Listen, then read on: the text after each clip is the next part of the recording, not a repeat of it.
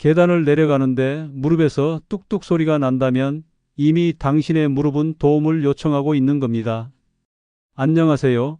60년간 환자분들과 함께 해온 노후건강 전문의입니다. 오늘 여러분께 꼭 전해드리고 싶은 이야기가 있습니다. 바로 60대부터 시작해도 절대 늦지 않은 무릎 건강관리법에 대한 것입니다. 지난주 제 진료실을 찾아오신 68세 김영숙 할머니의 이야기부터 시작해 보겠습니다. 할머니는 무릎이 아파서 3년 동안 집에서만 지내셨다고 하더군요. 손자들과 공원에서 뛰어놀고 싶어도, 시장에 가서 직접 장을 보고 싶어도 무릎 때문에 포기했다고 하시면서 눈물을 글썽이셨습니다.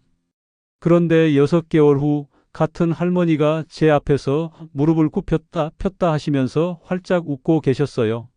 선생님, 이제 손자랑 술래잡기도 할 수 있어요 라고 말씀하시던 그 순간을 저는 평생 잊을 수 없습니다. 여러분도 마찬가지입니다. 지금 무릎이 아프다고 해서, 지금 무릎에서 소리가 난다고 해서 절망하실 필요가 전혀 없습니다.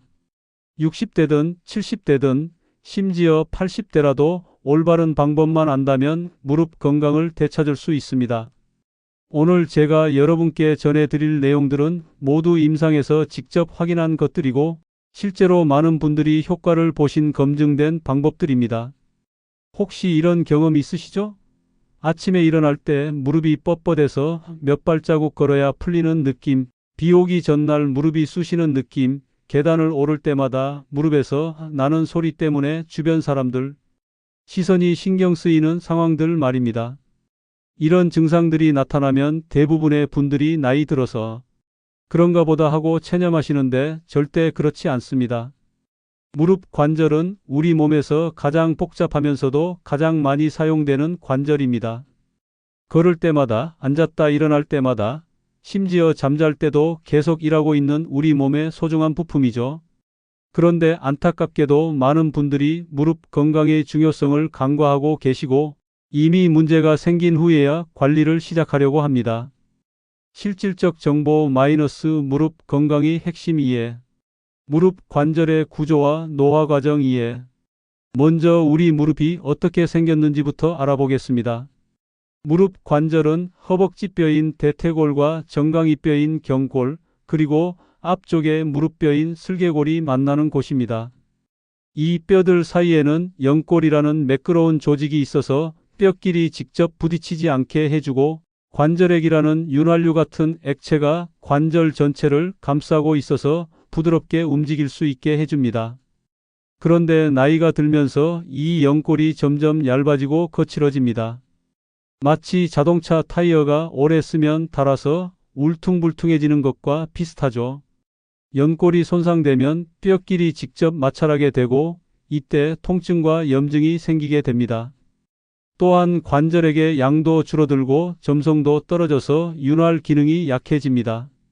하지만 여기서 중요한 사실 하나를 말씀드리겠습니다. 연골은 한번 손상되면 재생이 어렵다고 알려져 있지만 완전히 불가능한 것은 아닙니다. 적절한 자극과 영양 공급이 있으면 어느 정도 회복될 수 있고 무엇보다 더 이상의 손상을 막을 수 있습니다. 이것이 바로 60대부터라도 무릎 관리를 시작해야 하는 이유입니다. 무릎 통증의 주요 원인 분석. 60세 이후 무릎 통증의 가장 흔한 원인은 퇴행성 관절염입니다. 이는 연골이 서서히 닳아 없어지면서 생기는 질환으로 초기에는 무릎이 뻣뻣한 느낌만 있다가 점차 통증이 심해지고 움직임이 제한됩니다. 특히 아침에 일어날 때나 오랫동안 앉아 있다가 일어날 때 무릎이 뻣뻣한 증상이 대표적입니다. 두 번째로 흔한 원인은 무릎 주변 근육의 약화입니다. 특히 허벅지 앞쪽 근육인 대퇴사두근이 약해지면 무릎 관절에 가해지는 충격을 제대로 흡수하지 못해 통증이 생깁니다. 이는 운동 부족이나 잘못된 생활 습관으로 인해 생기는 경우가 많습니다. 세 번째는 체중 증가입니다. 몸무게가 1kg 늘어나면 걸을 때 무릎에 가해지는 하중은 3kg 증가합니다. 계단을 오를 때는 무려 7kg까지 늘어나죠. 따라서 적정 체중을 유지하는 것이 무릎 건강에 매우 중요합니다. 제가 진료하면서 만난 65세 박철수 어르신의 경우를 말씀드리겠습니다. 어르신은 은퇴 후 집에서만 지내시면서 체중이 10kg 늘어났고 무릎 통증도 함께 시작됐다고 하셨습니다. 처음에는 단순히 나이 때문이라고 생각하셨는데 체중 조절과 적절한 운동을 시작한 후 6개월 만에 통증이 현저히 줄어들었다고 기뻐하셨습니다. 무릎 건강자가 진단법. 집에서도 간단하게 무릎 상태를 확인할 수 있는 방법들을 알려드리겠습니다. 먼저 계단 오르기 테스트입니다. 계단을 한층 올라가면서 무릎에 통증이 있는지, 다리에 힘이 빠지는 느낌이 있는지 확인해 보세요. 정상이라면 별다른 불편함 없이 올라갈 수 있어야 합니다. 두 번째는 쪼그려 앉기 테스트입니다. 양발을 어깨 너비로 벌리고 천천히 쪼그려 앉아보세요. 무릎에서 소리가 나거나 통증이 있다면 관절에 문제가 있을 가능성이 높습니다. 다만 이 동작이 어려우시다면 무리하지 마시고 의자를 잡고 천천히 해보세요. 세 번째는 무릎 구부리기 테스트입니다. 바닥에 앉아서 무릎을 최대한 구부려 보세요. 정상이라면 발뒤꿈치가 엉덩이에 거의 닿을 정도로 구부러져야 합니다. 만약 90도도 구부리기 어렵다면 관절의 움직임에 제한이 있는 것입니다. 마지막으로 무릎 주변을 가볍게 눌러보세요. 특별히 아픈 부분이 있거나 부어있는 부분이 있다면 염증이 있을 수 있습니다. 이런 증상들이 2주 이상 지속된다면 전문의와 상담받으시는 것이 좋습니다. 실천 유도 - 구체적인 무릎 건강관리법. 일상생활 속 무릎 보호 방법. 이제 실제로 무릎을 보호하고 건강하게 만드는 방법들을 알려드리겠습니다. 먼저 올바른 앉는 자세부터 시작해 보겠습니다. 의자에 앉을 때는 등받이에 등을 대고 양발을 바닥에 평평하게 놓으세요. 무릎은 90도 각도를 유지하는 것이 좋습니다. 다리를 꼬거나 한쪽으로 치우쳐 앉는 것은 무릎에 무리를 줍니다. 바닥에 앉을 때는 양반다리보다는 다리를 한쪽으로 모으고 앉는 것이 좋습니다. 무릎을 꿇고 앉는 것은 관절에 큰 부담을 주므로 가능한 피하세요. 부득이하게 바닥에 앉아야 한다면 쿠션이나 방석을 깔아서 높이를 조절하시는 것이 도움됩니다. 걸을 때는 발뒤꿈치부터 착지해서 발가락으로 밀어내는 것이 올바른 보행법입니다. 보폭은 너무 크지 않게 자연스럽게 걸으세요. 딱딱한 아스팔트보다는 흙길이나 잔디길을 걷는 것이 무릎에 부담을 덜 줍니다. 신발도 중요합니다.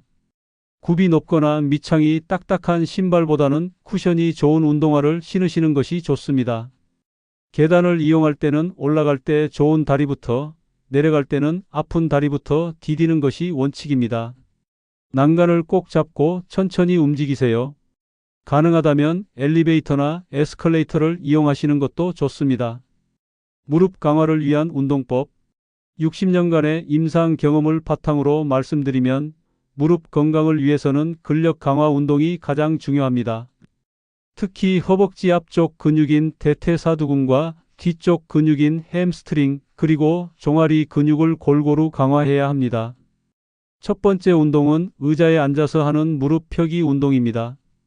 의자에 앉아서 한쪽 다리를 천천히 펴서 5초간 유지한 후 내려놓으세요. 이때 무릎이 완전히 펴질 때까지 올리는 것이 중요합니다. 양다리 각각 10회씩 3세트 반복하세요. 처음에는 힘들 수 있지만 점차 늘려가시면 됩니다. 두 번째는 벽에 기대서 하는 스쿼트 운동입니다. 벽에 등을 대고 서서 발을 어깨 너비로 벌린 후 벽을 따라 천천히 앉았다 일어나세요. 무릎이 90도 이상 구부러지지 않도록 주의하시고 처음에는 5회부터 시작해서 점차 늘려가세요. 세 번째는 누워서 하는 다리 들기 운동입니다. 바닥에 누워서 한쪽 무릎은 구부리고 다른 쪽 다리는 쭉 편 상태로 15cm 정도 들어 올린 후 5초간 유지하세요. 이 운동은 허벅지 앞 근육을 강화하는 데 매우 효과적입니다. 네 번째는 종아리 근육 강화 운동입니다. 의자나 벽을 잡고 서서 발뒤꿈치를 들어 까치발로 서세요. 5초간 유지한 후 천천히 내려놓으세요. 이 운동은 하체 전체의 혈액순환을 도와주고 무릎 안정성을 높여줍니다. 모든 운동은 통증이 없는 범위에서 해야 합니다. 운동 중에 무릎에 통증이 느껴진다면 즉시 중단하고 강도를 줄이세요. 꾸준히 하는 것이 가장 중요합니다. 무릎에 좋은 음식과 영양 관리. 무릎 건강을 위해서는 운동만큼 영양 관리도 중요합니다. 연골 구성 성분인 콜라겐과 글루코사민을 충분히 섭취하는 것이 좋습니다. 이런 성분들은 닭발, 돼지족발, 생선 등에 많이 들어 있습니다. 하지만 이런 음식들은 칼로리가 높으므로 적당량만 드시는 것이 좋습니다.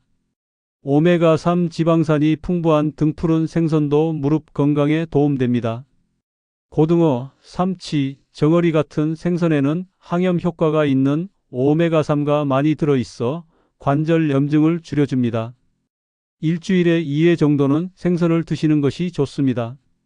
비타민 D도 매우 중요합니다. 비타민 D는 뼈 건강뿐만 아니라 근육 기능에도 영향을 미칩니다. 하루 15분 정도는 햇볕을 쬐시고 비타민 D가 풍부한 연어, 계란 노른자, 버섯 등을 드세요. 항산화 성분이 풍부한 과일과 채소도 빼놓을 수 없습니다. 특히 체리, 블루베리, 시금치, 브로콜리 같은 식품들은 관절 염증을 줄이는 데 도움됩니다. 색깔이 진한 과일과 채소일수록 항산화 성분이 많다고 생각하시면 됩니다. 반대로 피해야 할 음식들도 있습니다. 튀긴 음식, 가공식품, 설탕이 많이 든 음식들은 염증을 증가시킬 수 있으므로 줄이시는 것이 좋습니다. 술과 담배도 관절 건강에 해롭습니다. 물도 충분히 마셔야 합니다. 관절에게 주성분이 물이므로 하루 8잔 정도는 드시는 것이 좋습니다. 다만 신장 질환이 있으시다면 의사와 상의 후 수분 섭취량을 조절하세요. 일상 속 무릎 관리 습관. 무릎 건강을 위해서는 일상생활에서 작은 습관들을 바꾸는 것이 중요합니다. 먼저 체중 관리입니다. 앞서 말씀드린 것처럼 체중 1kg이 늘면 무릎에는 3배의 부담이 가해집니다. 건강한 식단과 꾸준한 운동으로 적정 체중을 유지하세요. 무릎 보온도 중요합니다. 관절은 차가우면 경직되고 혈액순환이 나빠집니다.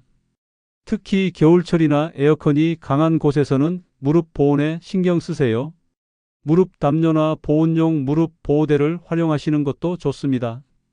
정기적인 마사지와 찜질도 도움됩니다. 하루 10분 정도 무릎 주변을 부드럽게 마사지해주고 따뜻한 찜질팩으로 찜질해주세요. 단 무릎이 부어 있거나 염증이 있을 때는 찬찜질을 하는 것이 좋습니다.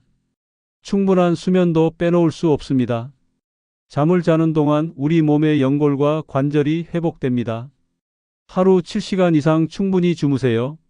잠잘 때는 무릎 사이에 베개를 끼우고 주무시면 무릎 관절의 부담을 줄일 수 있습니다. 스트레스 관리도 중요합니다. 스트레스는 염증을 증가시키고 근육을 긴장시켜 관절에 부담을 줍니다. 명상, 요가, 산책 등 자신에게 맞는 스트레스 해소법을 찾아 실천하세요. 전문적인 치료법과 보조요법, 때로는 생활습관 개선만으로는 부족할 수 있습니다. 이럴 때는 전문적인 치료법을 고려해 볼 수 있습니다. 물리치료는 가장 기본적이면서 효과적인 치료법입니다. 전문 물리치료사의 도움을 받아 정확한 운동법을 배우고 꾸준히 실천하시면 많은 도움이 됩니다. 침치료나 한방치료도 고려해 볼 수 있습니다. 동양의학에서는 무릎 관절을 신장과 연관지어 봅니다. 신장 기능을 강화하는 한약재나 침치료를 통해 무릎 건강을 개선할 수 있습니다. 다만 믿을 만한 한의원을 선택하시는 것이 중요합니다. 필요에 따라서는 관절 주사나 연골, 재생술 같은 의학적 시술을 받을 수도 있습니다. 하지만 이런 치료들도 기본적인 생활 습관 개선이 바탕이 되어야 효과가 오래 지속됩니다. 보조기구 활용도 도움됩니다. 무릎 보호대, 지팡이, 실버카 등을 적절히 활용하시면 무릎 부담을 줄일 수 있습니다. 다만 너무 의존하지 마시고 보조수단으로만 활용하세요. 성공 사례와 희망의 메시지. 제가 지난 60년간 만난 환자분들 중에는 정말 놀라운 회복을 보인 분들이 많았습니다. 73세 이정자 할머니는 무릎 인공관절 수술을 권유받을 정도로 상태가 심각했지만 꾸준한 운동과 체중 관리로 지금은 등산까지 하고 계십니다. 67세 최병호 어르신은 무릎 통증 때문에 우울증까지 앓으셨지만 지금은 동네 배드민턴 클럽의 회장을 맡고 계시죠. 이분들의 공통점은 포기하지 않았다는 것입니다. 처음에는 작은 변화부터 시작하셨어요. 하루 5분 운동, 계단 한층 더 오르기, 물 한 잔 더 마시기 같은 작은 실천들이 모여서 큰 변화를 만들어낸 것입니다. 무릎 건강은 하루아침에 좋아지지 않습니다. 하지만 꾸준히 노력하면 반드시 좋아집니다. 60대든 70대든 늦지 않았습니다. 지금 이 순간부터 시작하세요. 여러분의 무릎은 여러분이 보살펴 주기를 기다리고 있습니다. 오늘 말씀드린 내용이 도움이 되셨다면 구독과 좋아요 버튼을 눌러주세요. 여러분의 작은 관심이 더 좋은 건강 정보를 만드는 원동력이 됩니다. 댓글로 무릎 건강에 대한 궁금한 점들을 남겨주시면 다음 영상에서 답변 드리겠습니다. 건강한 무릎으로 활기찬 노년을 보내시길 바랍니다. 감사합니다.